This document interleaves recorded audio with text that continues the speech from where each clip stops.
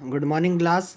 आज हम लोग अल्कलाइन अर्थ मेटल की बात करेंगे, जो कि हम लोगों ने चैप्टर नंबर 10th में हमने अल्कलाई मेटल पढ़े थे। हम बात करेंगे अल्कलाई अर्थ मेटल की। ठीक है, इसमें कौन कौन से एलिमेंट्स आते हैं और ये कैसे बिहेव करते हैं, इनकी फिजिकल प्रॉपर्टीज़ देखेंगे, है ना। तो आइए बात करते हैं alkali earth metal. Alkali earth metal, सबसे पहले जो ये मेटल्स होते हैं इनको अल्कलाई अर्थ मेटल्स बोलते हैं। ये सेकंड ग्रुप ए के सेकंड उसमें आते हैं। और जो इनका फर्स्ट एलिमेंट होता है Be, beryllium, magnesium, Ca, Sr, Ba और इरेडियम। इसको अपन ऐसे याद कर सकते हैं: बेटा मांगे कार, सुंदर बाप राजी। ठीक है, बेटा से Be, Mg, Ca, Sr, Ba, Ra। ठीक है, बेटा मांगे कार, सुंदर बाप राजी। ठीक है, अपन इसको इस तरीके से भी याद कर सकते हैं। ठीक है, अब इनकी इलेक्ट्रो कन्वर्सेशन क्या होती है। जो Br होता है, ठीक है, इसके जो एलिमेंट आते हैं NS2 में जाते हैं। मतलब जो लास्ट एलिमेंट होता है वो जो दो इलेक्ट्रॉन होते हैं वो S ऑर्बिटल में जाते हैं। जैसे कि मैंने कि बताया था लिथियम का, उसका NS1 था शायद। ठीक है, तो जो बेरियम का इलेक्ट्रिक कन्फिग्रेशन होता है S2। जो लास्ट एटम्स होते हैं वो कहाँ में जाएंगे, S ऑर्बिटल में जाएंगे, S ऑर्बिटल में। ठीक है, S ऑर्बिटल में जाएंगे। आइए इसकी फिजिकल स्टेट की बात करते हैं अपन। ठीक है, फिजिकल स्टेट कैसी है इसकी। Be and Mg white like silver, whereas Ca, Sr and Ba are light yellow in alkaline earth metal। ठीक है, तो जो Be है और Mg है वो एक सिल्वर के फॉर्म में होते हैं। सिल्वर लाइक स्ट्रक्चर होता, मतलब सिल्वर कलर का शो करते हैं। और सीजियम, स्क्रेडियम और बेरियम वो लाइट येलो अल्कलाइन मेटल होते हैं। ठीक है,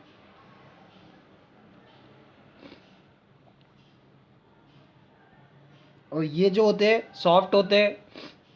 ठीक है, but hard as compare to alkali metals. But hard होते हैं किसके कंपेयर में, अल्कलाई मेटल के कंपेयर में हार्ड होते हैं। ठीक है, जो अल्कलाई मेटल तो soft can be cut in with the knife, है ना, बट ये नाइफ से नहीं काटे जा सकते, because they are smaller size element than the alkali metal and strong metallic bond are present in it. क्यों होता है ऐसा? जैसे अपन top to bottom size increase होता है, ऐसे ही लेफ्ट टू राइट जाते हैं तो क्या होता है, साइज जो होता है वो होता है डिक्रीज।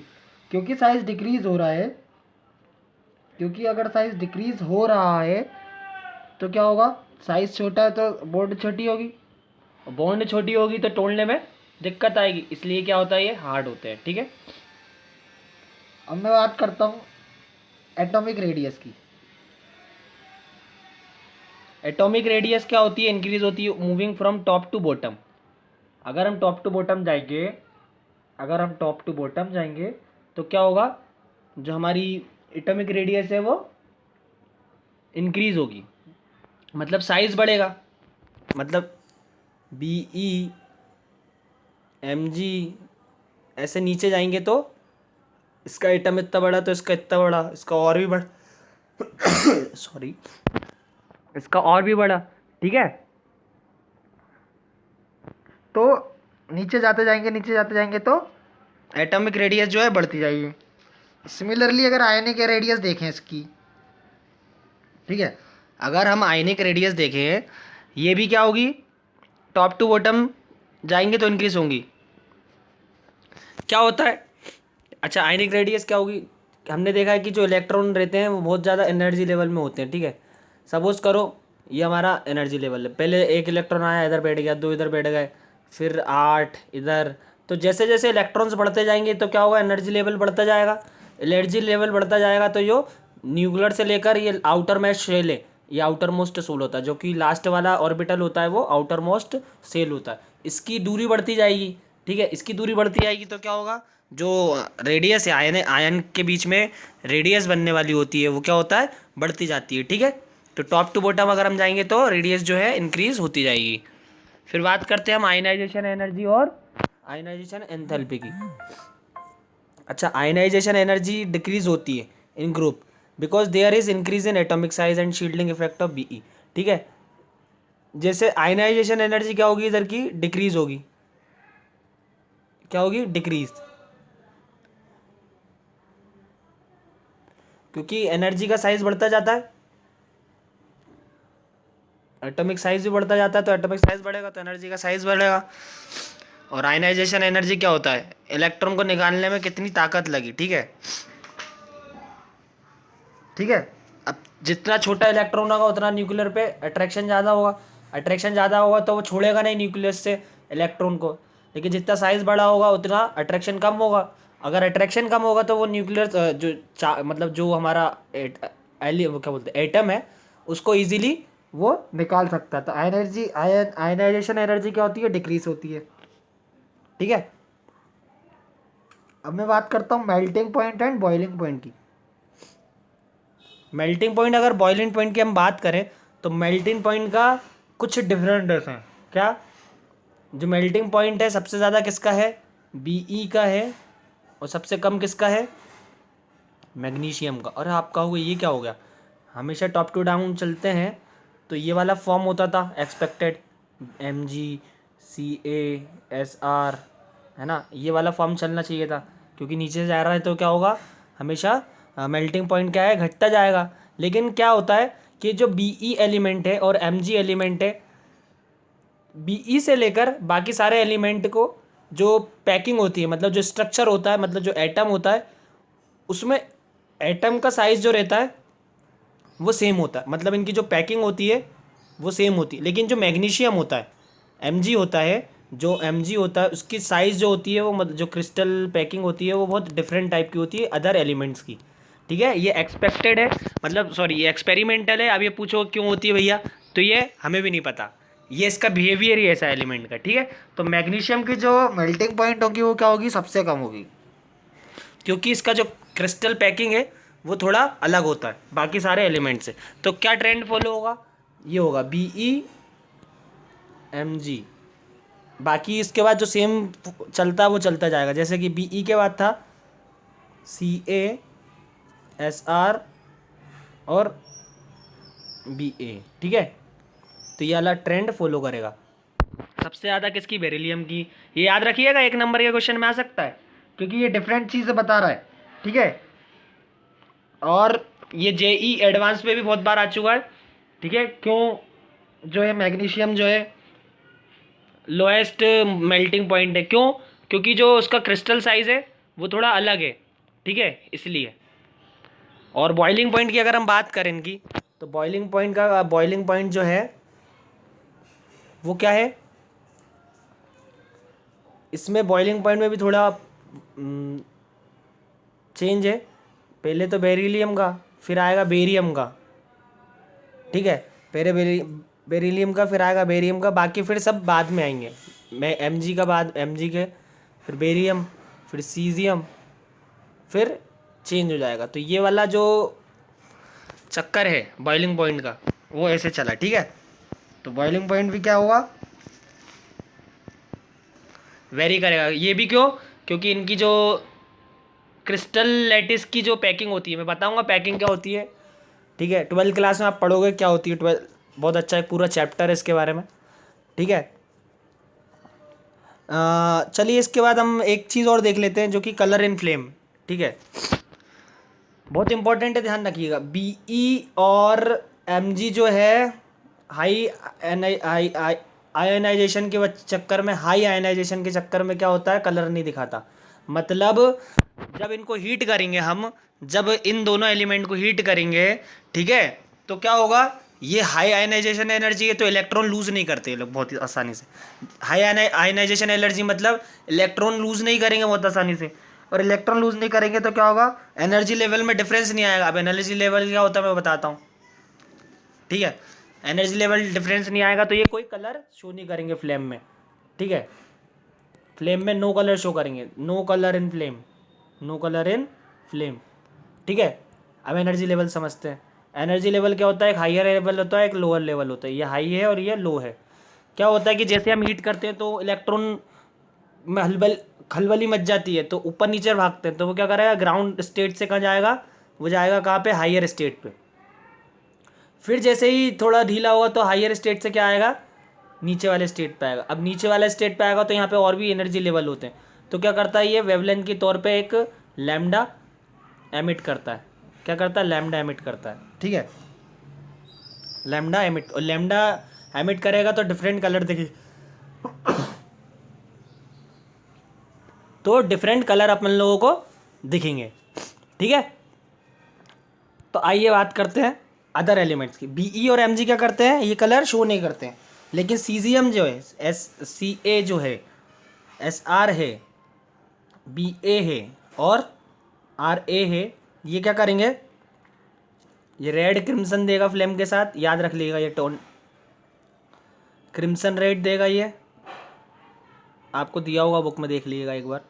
और ये देगा green like Apple,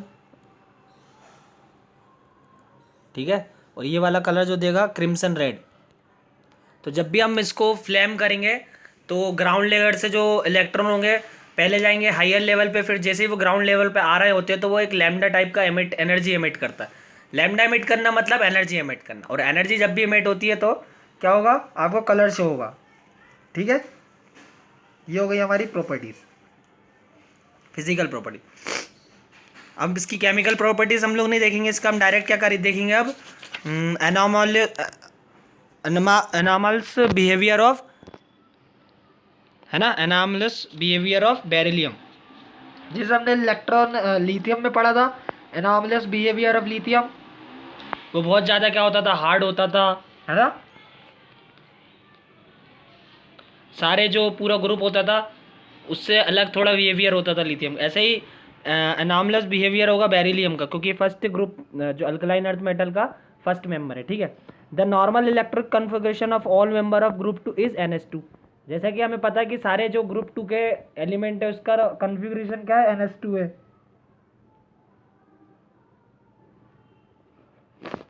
but first member beryllium of group show the difference in the several properties of other metal which is called abnormal और एनॉमलियस बिहेवियर। थोड़ा अलग सा बिहेवियर दिखाता है, इसकी प्रॉपर्टीज कुछ अलग होती हैं बेरिलियम की, ठीक है। तो वो किस किस लिए दिखाता है आइए बताते हैं। Small size of the beryllium atom Be and B2 plus ion, high ionisation energy and electronegative of Be, high polarisation power of Be and vacant D orbital present in valence shell, ठीक है। Beryllium क्या होता है, hard होता है, मतलब कहने का मतलब जो पहला था कि इनकी बेरिलियम की जो साइज है वो बहुत क्या है, स्मॉल है, ठीक है। तो क्या होगा, हार्ड होगा बहुत ज़्यादा, अदर मेटल से ज़्यादा बहुत हार्ड होगा, क्योंकि स्मॉल साइज मतलब hard. Melting point and boiling point of beryllium is higher than the other, ठीक है। जो मेल्टिंग पॉइंट और बॉइलिंग पॉइंट है सबसे ज़्यादा इसी का ही होता है, ठीक है। ये एनॉमलियस बिहेवियर शो कर रहा है, बाकी अदर के सबके अलग अलग होते हैं, ठीक है। Beryllium does not react with hydrogen directly, ठीक है। तो बेरिलियम जो है H2 से भी, H2 जो एलिमेंट होता है उससे रिएक्ट नहीं करता, ठीक है। तो इसी की कुछ चार एक प्रॉपर्टीज देख लेते हैं अपन, बस खत्म होती बात। और ये भी क्या करता है, डायगोनल रिलेशनशिप बताता है, किसके साथ, जैसे कि हमने लिथियम का मैग्नीशियम के साथ बताया था, तो मैग्नीशियम आने वाले जो तीसरा ग्रुप ए है, तीसरा ग्रुप ए होगा उसके एलिमेंट से डायगोनल एलिमेंट शो करेगा। आप देख लेना एक बार इसको अच्छे से। अब मैं बात करता हूँ compounds of alkali earth metal. Compounds हमने कंपाउंड्स पढ़े थे, उसमें हम लोगों ने बेकिंग सोडा और वॉशिंग सोडा पढ़ा था। अब इसमें कंपाउंड पढ़ेंगे हम कि अल्कलाई अर्थ मेटल से कौन कौन से कंपाउंड बनते हैं, ठीक है। तो अल्कलाई अर्थ मेटल से कौन कौन से कंपाउंड बनते हैं, पहला होता है वो CaO, जिसको हम बोलते हैं लाइम, क्विक लाइम से हम बोलते हैं, क्विक लाइम बोलते हैं, ठीक है। इसका फॉर्मूला होता है CaO। अच्छा, ये चीज़ कल हमने जो सॉल्वे प्रेसेस है उसमें भी बनाई थी, ठीक है। क्या करा था, हमने एक टैंक लिया था, टैंक में क्या करा था हम लोगों ने, कैल्शियम कार्बोनेट को लिया, लाइम स्टोन को लिया और उसको हमने हीट किया, तो हमें क्या मिला था, कैल्शियम ऑक्साइड मिला था। कल अगर आपने लेक्चर देखा होगा तो उसमें देखिएगा। ठीक है, तो क्विकलाइम वहीं से आ रहा है, देखिएगा। इसको बनाने के लिए हम कैल्शियम ऑक्साइड लेंगे, सॉरी कैल्शियम कार्बोनेट लेंगे, CaCO3, जो कैल्शियम कार्बोनेट, इसको बोलते हैं हम लाइम स्टोन, ठीक है, लाइम स्टोन बोलते हैं इसे हम। और इसको हम हीट करेंगे तो हमें क्या मिलेगा, कैल्शियम ऑक्साइड मिलेगा और CO2 मिलेगा।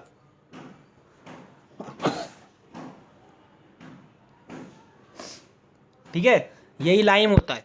और ये सारी रिएक्शन क्या होती है, रिवर्सिबल होती है, therefore removal of CO2 at short interval is necessary for preparation of quicklime. तो CO2 को क्या करना पड़ेगा, हमें रिमूव करना पड़ेगा इसमें से। अच्छा, जो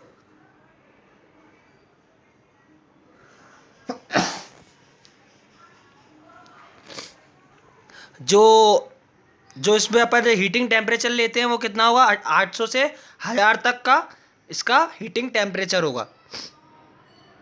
ठीक है, the CO2 gas which escape out from an axis pipe in upper part of the furnace is collected.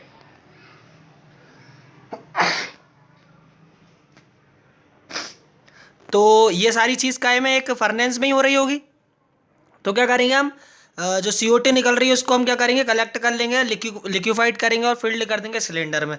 तो जो क्विकलाइम होगा वो बाहर निकाल लेंगे हम। ठीक है, इसकी कोई सी फिजिकल प्रॉपर्टीज देख लेना, मैं बता रहा हूँ इसकी सिर्फ मेन चीज़ क्या है, ये इसका मेन चीज़ जो पार्ट है वो ये रिएक्शन है, जो कि मैंने आपको बता दी है। ठीक है, इसकी फिजिकल प्रॉपर्टीज क्या होती है,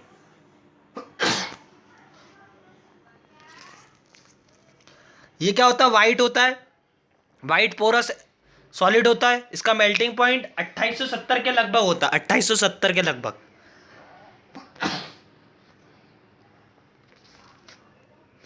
ठीक है, ये क्या होता है, एक्सट्रीमली स्टेबल होता है और does not melt even in oxy hydrogen flame and produce bright light called lime light.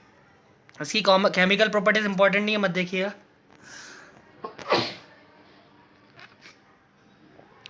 ठीक है, अब बात करते हैं हम कैल्शियम हाइड्रोक्साइड की। दूसरा कंपाउंड जो बनता है वो क्या है, कैल्शियम हाइड्रोक्साइड, कैल्शियम हाइड्रोक्साइड ये बनता है। ठीक है, ये कैसे बनता है, ये दो तरीकों से बनता है। पहला तो क्या करेंगे अपन, जो कैल्शियम ऑक्साइड हमने बनाया है, ठीक है, उसको हम वाटर से साथ रिएक्ट करवा देंगे।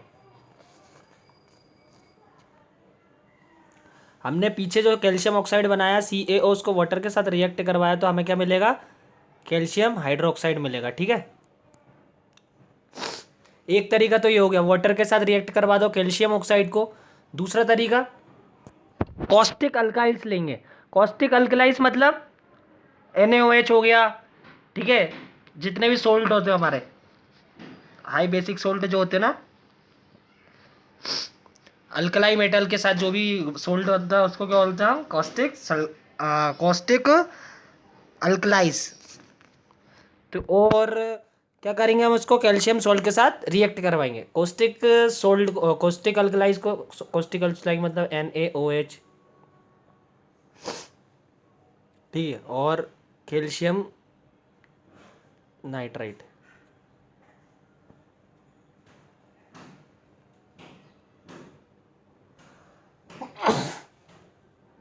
ठीक है, इसको रिएक्ट करवाएंगे तो हमें क्या मिलेगा, 2NaNO3 और CaOH2, CaOH का होल ट्वाइस। ठीक है, या फिर एक तो ये रिएक्शन हो गई, सोडियम हाइड्रोक्साइड को कैल्शियम नाइट्राइड के साथ क्या करा हम लोगों ने, रिएक्ट करवाया तो हमें मिला 2NaNO3 और CaOH2, जो कि रिक्वायर्ड था हमें। ठीक है, यही रिक्वायर्ड था ना, हमें यही चाहिए था, यही CaOH2। ठीक है, और एक और होता है, क्या करेंगे, CaCl2 लेंगे, कैल्शियम क्लोराइड लेंगे, उसको रिएक्ट करवाएंगे हम 2NaOH के साथ, और क्या मिलेगा हमें, CaOH का होल ट्वाइस, जो कि हमारा रिक्वायर्ड है, और उसके साथ निकलेगा 2NaCl। ठीक है, तो ये वाला हमें मिल रहा। इसकी जो प्रॉपर्टीज़ होती है वो वाइट पाउडर होता है। ठीक है, पार्शियली सोल्यूबल होता है सीमेंट, उसमें वाटर में। Solubility decrease with increase temperature, जैसा जैसे टेम्परेचर बढ़ाओगे सोल्यूबिलिटी क्या होगी, डिक्रीज होगी। ठीक है, क्लियर ट्रांसपेरेंट सॉल्यूशन होता है कैल्शियम हाइड्रोक्साइड का, इसको लाइम वाटर। ठीक है, और इसकी केमिकल प्रॉपर्टीज़ देख रही नहीं अपने को, ठीक है। अब डायरेक्ट आते हैं हम काय पे, प्लास्टर ऑफ पेरिस पे।